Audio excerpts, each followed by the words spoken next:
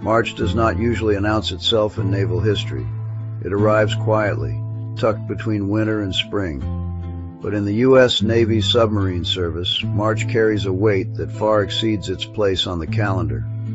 8 submarines, 501 men, 30 years of history compressed into a single month that refuses to be ignored. This is not a story about a single battle or a single mistake. It is an account of how unforgiving submarine service has always been, from its earliest days to the final year of the Second World War. March stands out because it spans everything the submarine force became. From experimental craft barely trusted to dive, to hardened war patrol boats closing the ring around Japan. The losses are scattered across decades, but the concentration is real. Technology changed, strategy evolved, the risks never disappeared. The story begins in the age of experiment, when submarines were still learning how to survive their own machinery. These were not reckless men. They were pioneers operating inside steel hulls that left little room for error. USS F4 was lost on March 25, 1915, off Honolulu. She vanished during a routine submerged run. No enemy action, no distress signal. Later investigation revealed corrosion in the battery tank lining. Seawater entered, chlorine gas formed, buoyancy was lost, and the hull imploded at depth. All 21 crewmen died. The Navy raised F4 not to assign blame, but to learn. 17 unidentified sailors were buried together at Arlington. Even in peace, the sea had already made its terms clear. 5 years later, March returned. USS H-1 grounded off the Baja Peninsula during a storm. Navigation, weather, and geography combined in the worst possible way.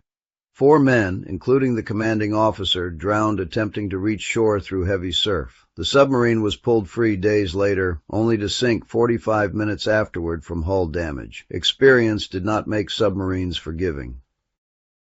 By 1942, submarines were no longer experiments. They were weapons, and they were thrown into the collapsing defense of the Java Sea. USS Perch was battered over 2 days by Japanese destroyers. Depth charges destroyed her ability to dive or fight. On March 3rd, Lieutenant Commander David Hurt ordered the boat scuttled. All 59 men were captured. 6 later died as prisoners. Survival in this case came with its own cost. The war moved east, and March followed. In 1943, 2 boats were lost in 10 days in the Solomon Islands. USS Grampus vanished in Blackett Strait after a night engagement. Only an oil slick remained. 71 men were lost. USS Triton followed on March 15th. Japanese reports described debris marked Made in USA. 74 more men were gone. Experience did not guarantee safety. March 1944 revealed a different threat. Not the enemy, not the sea, but American weapons themselves. USS Tullibee fired 2 torpedoes in heavy rain north of Palau. One suffered a gyro failure and circled back, striking the submarine that launched it. 79 men were aboard. 1 survived. Gunner's mate C.W. Kuykendall was blown into the water and later became a prisoner of war. It was a brutal reminder that trust in machinery was never absolute. By 1945, submarines were operating near Japan itself. Defenses were dense. The margin for survival was razor thin. USS Kete sent her final weather report on March 20th and disappeared. Mines or a Japanese submarine likely ended her patrol. 87 men were lost. 8 days later, USS Trigger, one of the most decorated boats in the fleet, endured a 2-hour depth charge attack heard by nearby American submarines. A massive oil slick marked her end.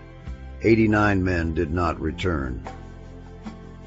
Taken together, the March losses reveal the full spectrum of submarine warfare hazards. Mechanical failure, navigation, enemy surface action, weapon malfunction, mines, no single cause, no simple lesson. These boats remain on eternal patrol. Modern efforts continue to locate and document them, not to disturb their resting places, but to acknowledge them. March is not remembered because it teaches a neat moral lesson. It is remembered because remembering in detail matters. The sea took its due. History owes these men the courtesy of honesty.